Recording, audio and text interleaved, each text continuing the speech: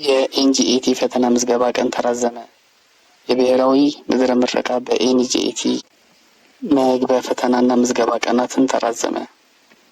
ትምህርት ሚኒስቴር በ2017 ዓ.ም የሶስተኛ ዙር የኤንጂኤቲ አመልካቾች ምዝገባ መጋቢት በ1 2017 መጠናቀቁና ፈተናው መጋቢት 5 2017 ከ3 ሰዓት ጀምሮ እንደሚሰጥ መገለጹን ይታወሳል። ይሁን እንጂ አንዳንድ ተፈታኞች ጥያቄ መሰረት ምዝገባው እስከ የካቲት 4 እስከ 2017 ዓ.ም እስከ ምሽቱ 12 ሰዓት የተራዘመ መሆኑን አሳውቀዋል። ፈተናው ደግሞ መጋቢት 12 2017 ከ3 ሰዓት ጀምሮ እንደሚሰጥ ገልጸዋል።